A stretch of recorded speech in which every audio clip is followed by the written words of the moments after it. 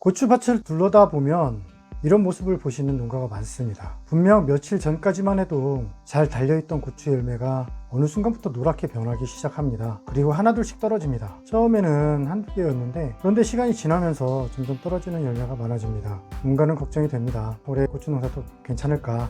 영양분이 부족한 건 아닐까? 칼슘을 더 줘야 하나? 좋다는 영양제를 넣어야 하나? 이렇게 생각하시는 분들이 많습니다. 하지만 여러분, 장마비 이후 고추 열매가 노랗게 변하고 떨어지는 이유는 단순히 영양 부족 때문이 아닐 수 있습니다. 오히려 그 시작은 우리가 눈으로 확인하기 어려운 땅속에서 먼저 시작됩니다. 오늘 영상에서는 왜 장마 이후 고추 열매가 떨어지는지, 왜 어떤 밭은 열매를 끝까지 지키고 어떤 밭은 계속 떨어지는지, 그리고 지금 무엇부터 관리해야 하는지 원리부터 쉽게 설명드리겠습니다. 오늘도 단순히 이것을 뿌리세요 라는 이야기는 하지 않겠습니다. 원리를 이해하면 앞으로 비슷한 문제가 발생했을 때 스스로 판단할 수 있습니다. 그럼 지금부터 시작하겠습니다. 요즘 제가 농가를 다니면서 많이 듣는 질문이 있습니다.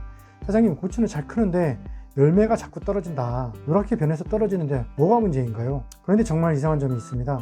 장마 오기 전까지는 분명히 고추가 잘 달려 있었습니다. 잎도 괜찮았습니다. 열매도 정상적으로 커지고 있었습니다. 그런데 비가 많이 온 뒤부터 갑자기 이런 현상이 나타납니다. 그래서 많은 농가에서는 이렇게 생각합니다. 비가 많이 와서 영양분이 빠져나간 것 아닐까? 비가 와서 영양분이 부족해진 건 아닐까? 물론 일부는 맞는 이야기입니다. 하지만 그것은 결과입니다. 진짜 문제는 그보다 먼저 시작된 곳이 있습니다. 바로 뿌리입니다.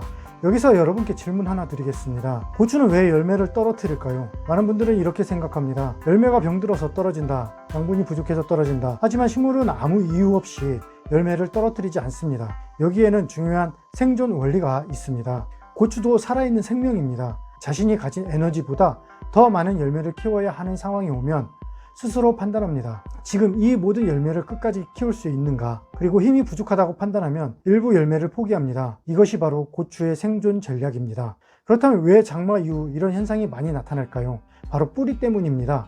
장마비가 며칠 동안 계속 내리면 우리가 보는 지상부는 멀쩡해 보여도 땅속에는 변화가 일어납니다. 건강한 토양에는 물만 있는 것이 아닙니다. 물과 공기가 함께 존재합니다. 그 공기가 있어야 뿌리가 호흡할 수 있기 때문입니다. 그런데 장마로 많은 비가 내리면 흙 속 빈 공간이 물로 채워집니다.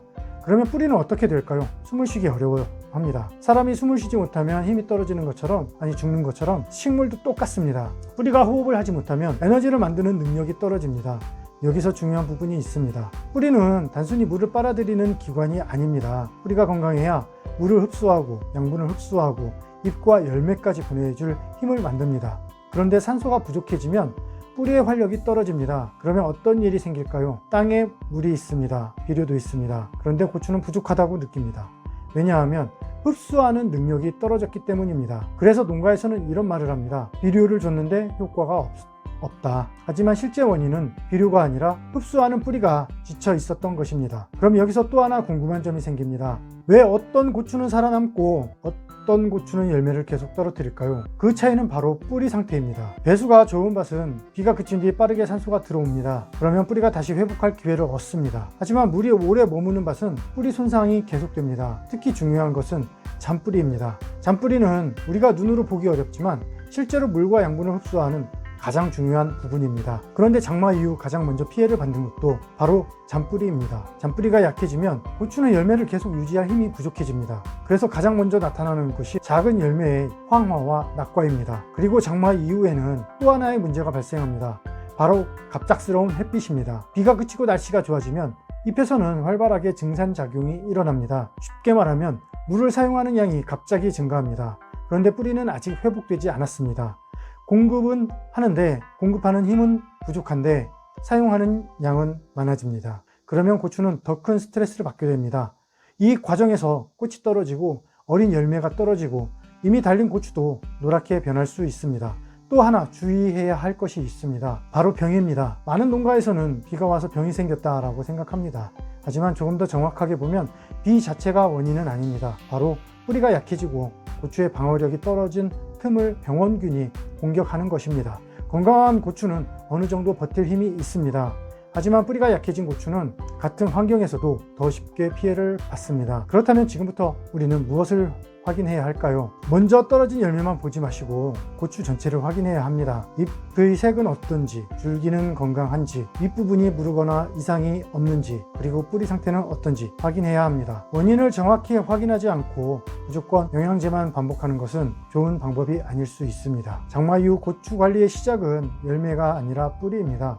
뿌리가 살아야 물을 흡수하고 양분을 흡수하고 다시 열매를 키울 수 있습니다. 오늘 영상의 핵심을 다시 정리해 보겠습니다. 장마비 이후 고추 열매가 노랗게 떨어지는 이유는 단순히 비료가 부족해서가 아닙니다. 장마로 토양 속 산소가 부족해지고 뿌리가 약해지면서 고추가 열매를 유지할 힘을 잃기 때문입니다. 고추는 아무 이유 없이 열매를 버리지 않습니다. 살아남기 위해 가장 약한 부분부터 정리하는 것입니다. 이 원리를 이해하면 왜 어떤 밭은 회복되고 왜 어떤 밭은 계속 피해가 이어지는지 이해할 수 있습니다. 농업은 경험도 중요하지만 원리를 이해하는 순간 관리의 수준이 달라집니다. 오늘 영상이 도움이 되셨다면 좋아요와 구독 부탁드립니다. 댓글로 현재 고추 상태와 지역을 남겨주시면 함께 원인을 살펴보겠습니다. 농업은 경험에 원리를 더하는 것이 답입니다. 감사합니다.